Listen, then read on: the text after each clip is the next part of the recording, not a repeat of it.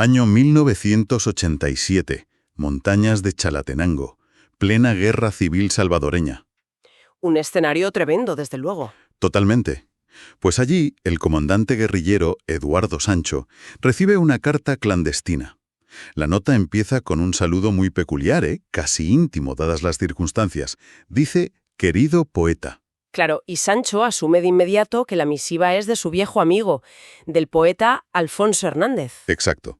Y según el texto que estamos analizando, el remitente incluso afirma haberse unido a las tropas rebeldes, unas tropas que, supuestamente, marchan hacia el campamento de Sancho. O sea, sobre el papel todo parece indicar que se trata de un reencuentro inminente entre dos viejos camaradas de letras. Eso es.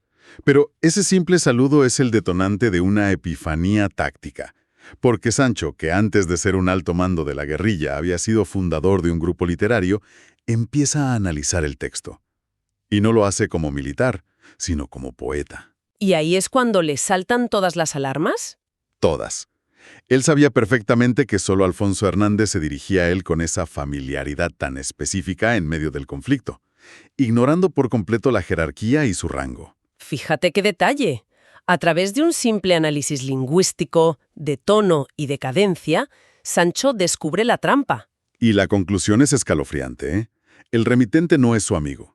El remitente era un espía del ejército. ¡Madre mía! Un infiltrado con una misión clarísima. Montar un equipo de radio y transmitir la posición exacta del campamento para que una unidad especial aniquilara a la cúpula rebelde. ¡Ostras! Y claro, al ser descubierto por esa falsa cadencia poética, el desenlace es fatal. Sí, el espía es ejecutado sumariamente. Y bueno, empezar con este nivel de tensión creo que establece de inmediato lo que está en juego en los documentos que abordamos hoy. Desde luego, es que en el contexto de El Salvador de esos años, entender los códigos de la poesía no era un entretenimiento de salón, era una cuestión de pura supervivencia y de estrategia militar. Bienvenidos a este análisis a fondo. Hoy nos adentramos en los extractos de un documento interesantísimo titulado La Mazacuatas War.pdf. Nuestra misión hoy es desentrañar cómo un ecléctico grupo de jóvenes poetas de provincia acabó sentando las bases literales de las primeras guerrillas urbanas del país. Y es vital enmarcar este recorrido documental de forma adecuada. A ver, los textos que analizamos detallan un periodo de violencia extrema, un enfrentamiento entre guerrillas de extrema izquierda y un estado militar y paramilitar de derechas. Sí, hay que hacer un pequeño inciso aquí. Exacto. Antes de meternos de lleno, hay que aclarar a quienes nos escuchan que nuestro análisis de estos documentos no constituye un respaldo a las acciones, la violencia o las ideologías de ninguno de los bandos. Por supuesto. Nos limitamos a diseccionar la mecánica de los hechos históricos documentados en la fuente, todo para comprender algo que me parece fascinante, el inmenso poder material de la narrativa y la cultura. Totalmente de acuerdo. La cultura tiene un peso que a veces pasamos por alto en la política actual. Pues esa misma atención al detalle lingüístico que salvó a Sancho en el 87 es exactamente la que el Estado salvadoreño ignoró por completo 20 años antes. Claro, porque para entender cómo se llega a esa guerra civil, el documento nos obliga a retroceder. Nos vamos a 1966, a San Vicente, una ciudad de provincia que curiosamente arrastraba el apodo de la ciudad de poetas y subversivos. Menudo título para una ciudad. Ya ves, pues de ese caldo de cultivo nace nuestro grupo protagonista. El nombre que eligen para bautizarse es toda una declaración de intenciones. Se hacen llamar La Mazacuata. Y la elección no es casualidad. Para nada. Vale, vamos a desgranar esto. El texto detalla que una mazacuata es una boa constrictora de origen náhuatl. No es venenosa y es endémica de la región. Interesante. Es como... A ver, imagina un gato callejero adoptado en una granja. Esta serpiente vive en los techos de paja de las casas campesinas, se alimenta de plagas y ratas y convive de forma pacífica y silenciosa con los humanos. Pero tiene un lado peligroso. Claro. Si se ve acorralada o amenazada, tiene un poder de constricción capaz de asfixiar. Lo fascinante aquí es la sofisticada estrategia de posicionamiento cultural que esconde este nombre. A ver, explícanos eso. O sea, no buscaban invocar a deidades aztecas esotéricas, no querían ser majestuosos e inalcanzables como Quetzalcóatl. Las generaciones literarias anteriores en El Salvador solían adoptar nombres grandilocuentes, casi afrancesados, para sonar más intelectuales. Sí, muy de élite académica, ¿no? Exacto. pero ellos querían representar el barro, la adaptabilidad y la conexión profunda con la realidad rural salvadoreña. Al llamarse la Mazacuata, se identificaban con un animal humilde que habitaba en las casas de la clase trabajadora. Era un rechazo absoluto a la pedantería. Y además de ese rechazo, lo que resulta llamativo es el nivel de eclecticismo que manejaban. Fíjate, por un lado tienes a unos chavales sentados en la plaza del pueblo comiendo yuca con pepescas y bebiendo xuco. Que es una bebida tradicional de maíz muy popular allí, sí. Eso es. Pero al mismo tiempo, el documento señala que estaban devorando la prosa del irlandés James Joyce o la poesía del galés Dylan Thomas. ¡Qué mezcla tan brutal! Totalmente. Y a la vez idolatraban a héroes indígenas locales, como Anastasio Aquino, el líder de la rebelión de 1832. Y claro, yo leo esto y me pregunto, ¿cómo encaja leer a James Joyce con preparar una insurrección armada en Centroamérica? Pues encaja perfectamente si entiendes la literatura como una herramienta de deconstrucción. Desarrolla eso un poco. A ver, autores como James Joyce o Dylan Thomas se dedicaron a dinamitar la sintaxis. Rompieron las reglas tradicionales del lenguaje europeo. Para los jóvenes de la Mazacuata, aprender a romper las reglas inamovibles de la gramática era básicamente un ensayo general para romper las reglas del Estado. Ostras, qué buena forma de verlo. Si puedes desmantelar la estructura de una oración, puedes empezar a imaginar cómo desmantelar la estructura de la sociedad. Y a esto le sumaban la figura de Anastasio Aquino, pero no como un simple mito folclórico. Sino como algo práctico, supongo. Exacto, como un referente táctico.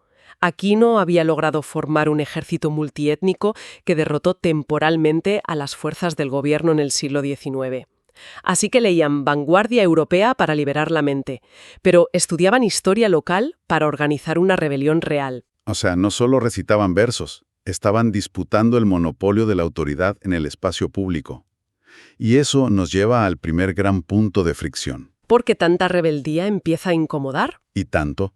Este nivel de herejía política chocó frontalmente con la extrema derecha y la iglesia conservadora local. En San Vicente se topan con el obispo Pedro Arnoldo Aparicio, al que apodaban irónicamente el Tamagás. Que, a diferencia de la Mazacuata, sí es una serpiente altamente venenosa. Exactamente.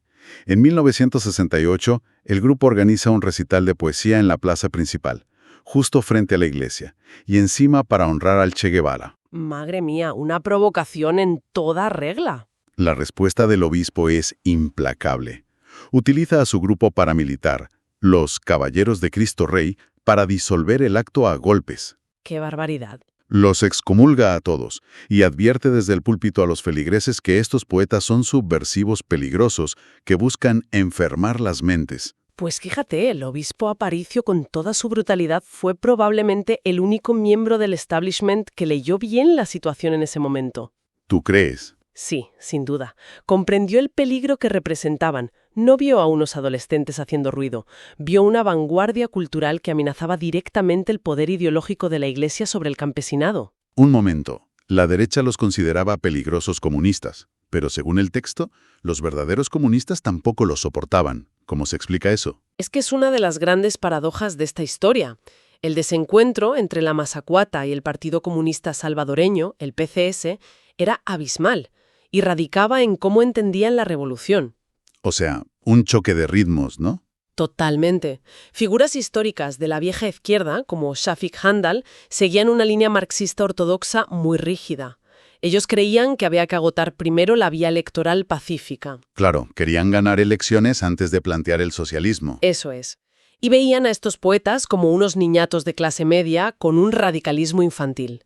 Eran impacientes y para el partido peligrosos. Claro, el PCS quería jugar una partida de ajedrez muy medida, y la Mazacuata simplemente quería prenderle fuego al tablero. Exacto, no tenían tiempo para la burocracia revolucionaria. De hecho, el poeta Emiliano Flamenco lo deja muy claro en los testimonios de la fuente.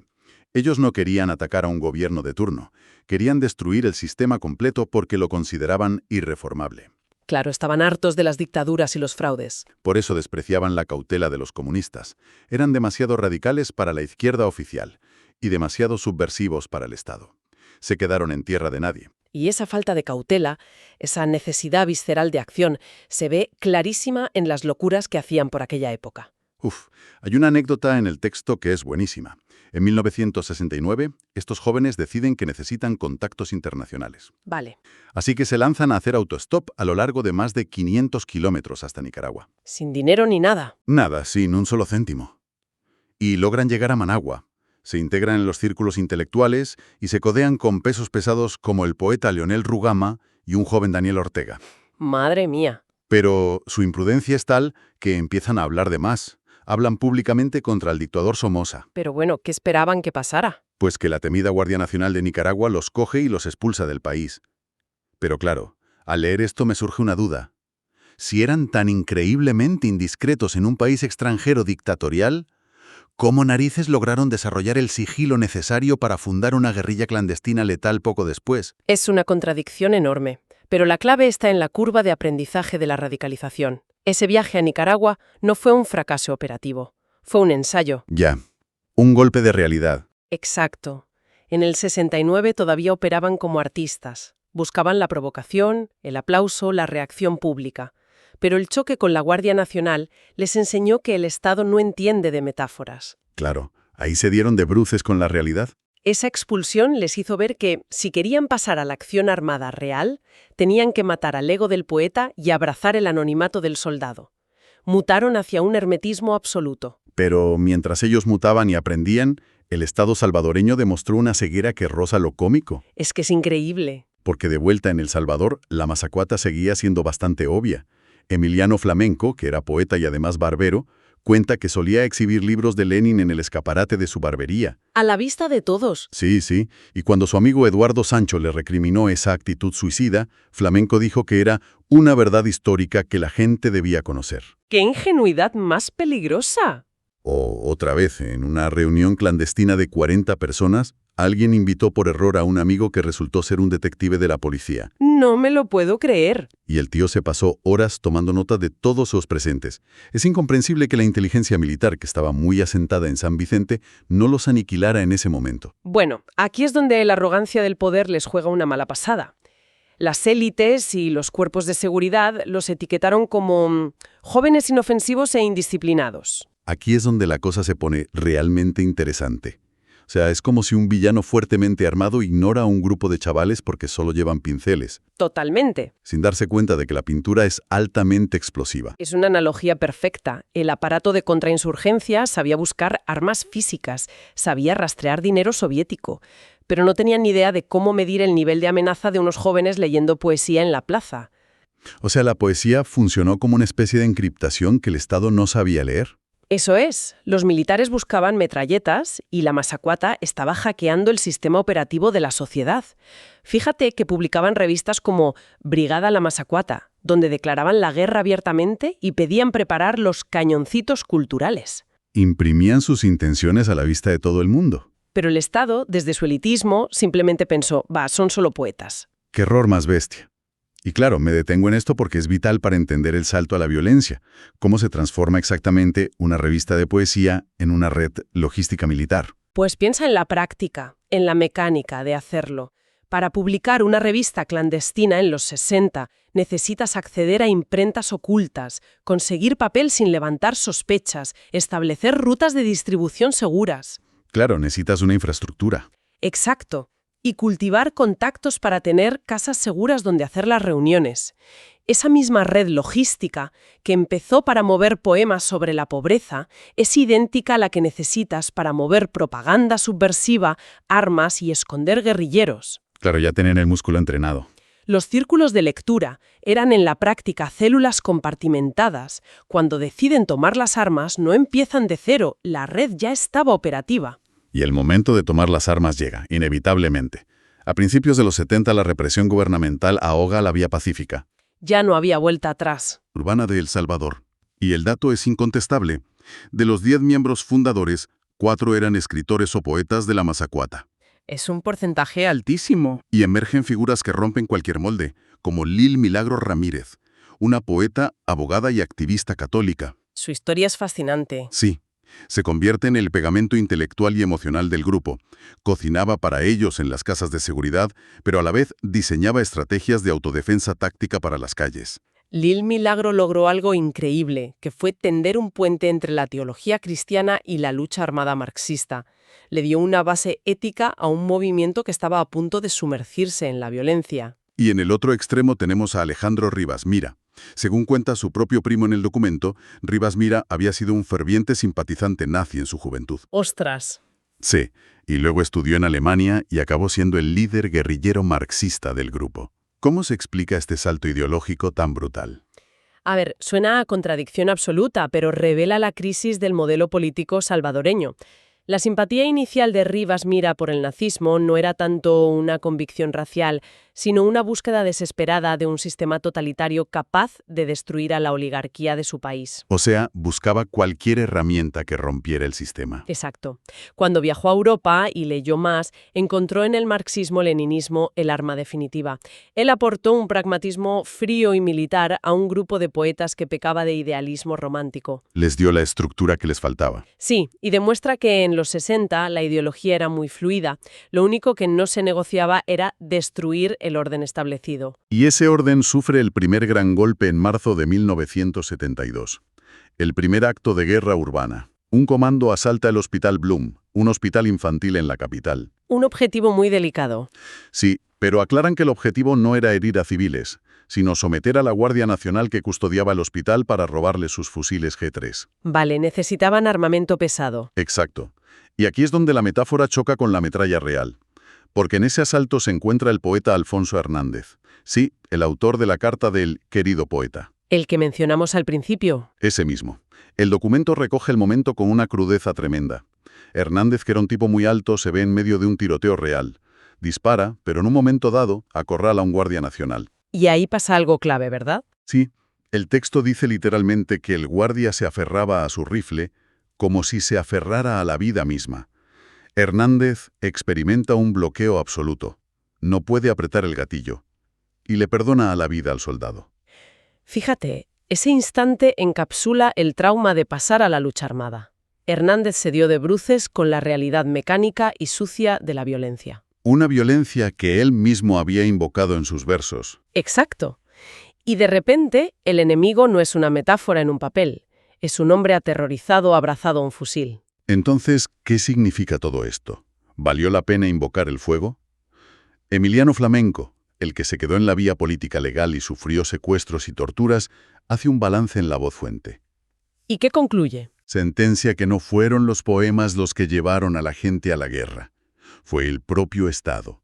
Fue el fraude electoral del coronel Molina en el 72 y la brutal represión militar lo que obligó a todo el mundo a unirse a la guerrilla por pura supervivencia. Claro. La poesía no creó el conflicto, solo lo predijo violentamente. Y ese es el aprendizaje fundamental de estos textos. La cultura, el arte y la poesía rara vez son simples reflejos pasivos de la sociedad. No son un adorno. Para nada. En este caso histórico, funcionaron como la vanguardia literal de una guerra civil. Pensaron la guerra, articularon la moral y construyeron la logística. El error del Estado fue tratarlos como bohemios excéntricos. Totalmente. Subestimar a los artistas y pensadores marginales es un error táctico de primer orden. Subestimaron la capacidad del lenguaje para canalizar la rabia de un país. Y es una lección súper aplicable hoy en día. Para quienes nos escuchan y quieran entender hacia dónde va nuestra sociedad, el consejo es claro. Hay que mirar a los márgenes. Exacta. No mires solo a los políticos en el Congreso. Observa qué están escribiendo, cantando o debatiendo las subculturas artísticas periféricas. Porque el lenguaje siempre antecede a la acción. Totalmente. Bueno, pues hasta aquí el análisis de hoy. Pero nos gustaría despedirnos con una idea provocadora. Algo para que la audiencia lo piense por su cuenta. Me parece perfecto. Visto el temible y carísimo aparato de inteligencia que tenía el Estado salvadoreño, con sus armas y sus informantes, ¿qué habría pasado si simplemente hubieran contratado a un crítico literario? ¡Ostras, qué buena pregunta! Imagínate, un crítico que analizara en serio las revistas de poesía de la Mazacuata en los años 60. ¿Se habría desmantelado la insurgencia antes de empezar? Te deja pensando, desde luego. ¿Habrían prevenido una guerra civil de 12 años solo con saber interpretar unas metáforas? La duda queda flotando en el aire. Muchas gracias por acompañarnos, nos escuchamos en la próxima.